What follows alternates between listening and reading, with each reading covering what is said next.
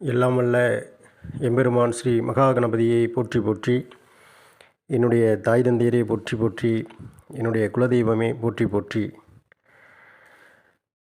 ஜோதிட சொந்தங்கள் அனைவருக்கும் அடியனுடைய அன்பு கலந்த வணக்கங்களை தெரிவித்துக் கொள்கிறேன். இந்த ஆண்டிற்குரிய சனிப்பெயர்ச்சி பலனை நாம் பார்த்து வருகிறோம். அது வண்ணம் மகர ராசி நண்பர்களுக்கு இந்த ஆண்டினுடைய சனிப்பெயர்ச்சி பலன் எப்படி இருக்கும் என்பதை நாம் இப்போது பார்ப்போம். மகர ராசி நண்பர்களே, உங்களுடைய ராசிக்கு 2ஆம் இடத்திலே சனி பகவான் அமர்ந்து பாதச்சனியாக பயணம் செய்கிறார். இந்த மகர ராசி நண்பர்கள், நமக்கு 7.5 நடந்து கொண்டிருக்கிறது, நமக்கு அப்படி நடக்கும் இப்படி நடக்கும் என்று நிறைய மகராசி நண்பர்கள் புலம்பிக் கொண்டிருப்பீர்கள். அதையெல்லாம் நீங்கள் புலம்பலை விட்டுவிட்டு உங்களுடைய குலதெய்வத்தின் மேல் உங்களுடைய கோரிக்கைகளை வைத்து பயணம் செய்தீர்களானால் இந்த பாதச்சனியானது உங்களுக்கு ஒரு நல்ல ஒரு பலனை கொடுப்பார். கவலைப்பட தேவையில்லை. மகர ராசி நண்பர்கள், 2ஆம் இடத்திலே சனி பகவான் பாதகச்சனியாமல் அமர்ந்து நமக்கு பாதகத்தை செய்வார் என்று நினைக்க வேண்டாம். இந்த சனி பகவான் உங்களுக்கு சாதகமாகவே பயணிப்பார். இந்த சனி பகவான் உங்களுடைய 2ஆம் இடத்திலே அமர்ந்து பயிற்சிகள் செய்யும் பொழுது, அதாவது காரியங்கள் கொஞ்சம் மெதுவாக நடைபெறும், அவ்வளவுதான். காரிய தடைகள் ஏற்படும், காரியங்கள் மெதுவாக நடைபெறும், கவலைப்பட வேண்டாம். ஆனால் காரிய வெற்றிகள் நிச்சயம் உண்டு. காரியங்கள் தாமதமாகவும் தடையாகவும் ஏற்பட்டாலும் கூட அந்த காரியத்தை நீங்கள் நிச்சயமாக அதிலிருந்து வெற்றி பெறுவீர்கள் என்பது நிதர்சனமான உண்மை. அதேபோல் குடும்பம் சம்பந்தமான விஷயங்களில் எடுக்கக்கூடிய முடிவுகள் அவசரப்படாமல் குடும்ப நண்பர்களோடு குடும்ப உறவுகளோடு அமர்ந்து எல்லா முடிவுகளையும் எடுத்தீர்களானால் உங்கள் குடும்பத்தில் எந்த ஒரு சலசலப்போ இல்லை ஒரு பிரிவினையோ ஏற்படாது.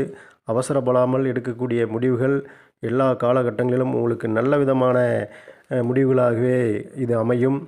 ஏனென்றால் 2ஆம் வீட்டில் சனி பகவான் அமர்ந்தால் குடும்பத்தில் பிரச்சனைகள் வரும், குடும்பத்தில் பிரிவினைகள் வரும் என்று எல்லாம் ஒரு பயமாக எல்லாருக்குமே இருக்கும். அதையெல்லாம் அப்படி அல்ல. குடும்ப உறுப்பினர்களோடு எல்லா விஷயங்களையும் கலந்து ஆலோசித்தால் எந்த ஒரு பிரச்சனையும் உங்களுக்கு இந்த சனி பகவான் கொடுக்க மாட்டார். குடும்ப உறுப்பினர்களை மதித்து அவர்களோடு இணைந்து செயல்பட்டீர்களானால் இந்த பாதகச்சனியானது உங்களுக்கு சாதகச்சனியாக மாறும். அதேபோல் காரியத்திலே ஒவ்வொரு காரியத்திலையும் கவனங்கள் தேவை. கவனமில்லாத காரியம் சிதறும் என்பார்கள். அதனால் காரியத்திலே கவனத்தோடு செயல்பட்டீர்களானால் உங்கள் காரியம் உங்களுக்கு கை கொடுக்கும்.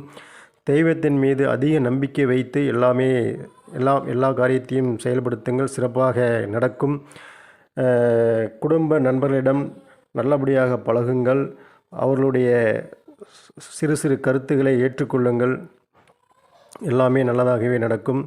அதேபோல் திருமணம் ஆகாத மகர ராசி நண்பர்களுக்கு இந்த சனி பயிற்சியானது திருமண காலகட்டத்தை உருவாக்குவார், நல்ல வரன்களை அமைத்து கொடுப்பார்.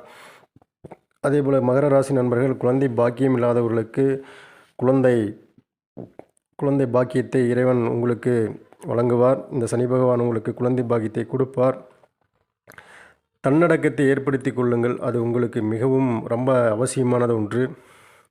தன்னடக்கமே உங்களுடைய வளர்ச்சியின் முதல் படி.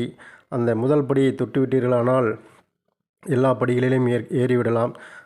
தன்னடக்கத்தோடு இருக்கும் மகர ராசி நண்பர்களுக்கு எல்லாமே நல்லபடியாகவே அமையும்.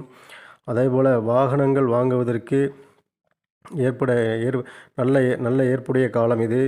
வாகனங்கள் வாங்கும் நண்பர்கள் முடிந்த வரைக்கும் 2ஆம் தரமான, அதாவது பழைய செகண்ட்ஸ் அப்படின்னு சொல்லக்கூடிய 2ஆம் தரமான வாகனங்களை வாங்குவீர்களானால் உங்களுக்கு அது நீண்ட நாட்கள் நிலைத்து இருக்கும். அதேபோல் வாகனங்களை எப்பொழுதுமே சுத்தமாக வைத்து கொள்ள வேண்டும். அதாவது பார்த்திங்கன்னா, அதை பராமரிக்காமல் இருக்கக்கூடாது. வாகனங்களை அடிக்கடி சுத்தம் செய்து கொண்டு வாகனங்களின் மீது அதிக கவனம் செலுத்துங்கள். ஏன்னா அதுதான் நம்மளை ஒரு இடத்திலிருந்து இன்னொரு இடத்திற்கு கொண்டு செல்கிறது. அதை கவனமாக பார்த்து கொள்ள வேண்டும். அதேபோல் கல்வி பயிலும் மாணவர்கள், கல்வியில் சிறு சிறு தடைகள் இருந்தாலும் அது ஒன்றும் செய்யாது. நீங்கள் அடுத்தடுத்து மேல்நிலை கல்விக்கு பயணம் செய்வதற்கு இந்த சனி பகவான் உங்களுக்கு முழு ஒத்துழைப்பு கொடுப்பார். செல்வம் சேர்க்க முயற்சியுங்கள். செல்வம் சேரக்கூடிய காலகட்டம் இது. 7.5 சனி என்று நினைத்து எதிர்பாராத 7.5 சனி தான் நடந்து கொண்டிருக்கிறது, நமக்கு எந்த யோகங்களுமே இல்லையே, நமக்கு எந்த அதிர்ஷ்டங்களுமே இல்லையே என்று புலம்ப வேண்டாம். கண்டிப்பாக இந்த 7.5 சனி உங்களுக்கு எதிர்பாராத பண வரவுகளை கொடுப்பார். அதேபோல் தொலைதூர பயணங்களை போவதற்கு சற்று குறைத்து கொள்ளுங்கள். தொலைதூர பயணங்களை கொஞ்சம் குறைத்து கொண்டீர்களானால் நல்லபடியாக இருக்கும். உங்களுடைய ராசியில் 2இல் சனி பகவான் வாக்குஸ்தானத்திலே அமர்ந்து நண்பர்களோடு பழகும்போது 2ஆம் இடத்திலே அமர்ந்திருக்கக்கூடிய சனி பகவான் நண்பர்களோடு பழகும்போது வார்த்தைகளை சற்று கவனமாக கையாள வேண்டும். வார்த்தைகள் உபயோகிக்கும் போது வார்த்தைகளை சற்று கவனமாக கையாளுங்கள். அது உங்களுடைய உறவுகளையும் உங்களுடைய நட்புகளையும் விரிசலுக்குள்ளாக்கிவிடும். அதனால் கொஞ்சம் வார்த்தைகள் கவனமாக இருக்க வேண்டும். வருமானங்கள் குறைவாக உள்ளது என்று கவலைப்பட வேண்டாம். வருமானங்கள் குறைவாக இருந்தாலும் உங்களுடைய வாழ்க்கை நிலையை நல்ல நிலைக்கு சனி பகவான் கொண்டு செல்வார். வருமானங்கள் வரக்கூடிய காலகட்டம்தான், கவலைப்பட தேவையில்லை. அதேபோல் இந்த எண்ணெய் நிறுவனங்கள், இந்த ஆயில் சம்பந்தமான ஒரு தொழிற்சாலைகளில் வேலை செய்யக்கூடிய நண்பர்களுக்கு நல்ல ஒரு சந்தோஷமான வாழ்க்கையை, நல்ல ஒரு செழிப்பான வாழ்க்கையை இந்த சனி பகவான் உங்களுக்கு கொடுக்க உள்ளார். அதேபோல் கடன் கொடுப்பதிலும் சரி, கடன் வாங்குவதிலும் சரி, சற்று நிதானமாக யோசித்து கடன் வாங்குதல், கடன் கொடுத்தல் இதில் எல்லாம் இந்த மகர ராசி நண்பர்கள் இருக்க வேண்டும். ஏனென்றால் இந்த பாதகத்திலே இருக்கக்கூடிய சனி பகவான் பணம் என்ற ஒரு நிலையில் சற்று கவனத்தை செலுத்தக்கூடிய காலகட்டத்தில் அவர் அமர்ந்திருக்கிறார். அதேபோல் நமக்கு இந்த மகர ராசி நண்பர்கள் இதற்கு முன்னர் வீடு கட்டி கொண்டிருப்பீர்கள். திடீரென்று வீட்டு வேலை நின்றது போல் ஒரு எண்ணங்கள் ஓடும். ஸ்லோவாக நடக்கிறது என்று ஒரு எண்ணங்கள் ஓடும். வீடு கட்டி கொண்டு இருக்கக்கூடிய நண்பர்கள் மெதுவாக வீட்டு வேலை நடந்தாலும் அது நல்லபடியாக முடியும் என்பதை மனதில் வைத்துக் கொள்ளுங்கள். அதனால் கவலைப்பட தேவையில்லை. அதேபோல் மனைவியின் மூலமாக வரக்கூடிய சொத்துக்கள் உங்களுக்கு வந்து சேரும். நிரந்தர வருமானத்திற்கு சனி பகவான் உங்களுக்கு வழி கொடுப்பார். திருமணம் ஆகாத நண்பர்களுக்கு திருமணத்தை செய்து முடிப்பார். அதேபோல் மகர ராசி நண்பர்களுக்கு இந்த சனி பகவான் சுகபோக வாழ்க்கையை உங்களுக்கு தடையில்லாமல் கொடுக்க இருக்கின்றார். நிச்சயமாக சுகபோக வாழ்க்கை கிடைக்கும். அரசு சார்ந்த பணிகளில் உள்ள மகர ராசி நண்பர்கள் அந்த அரசு சார்ந்த பணிகளை சரிவர செய்யுங்கள். பணியில் தொய்வு கொடுக்காதீர்கள்.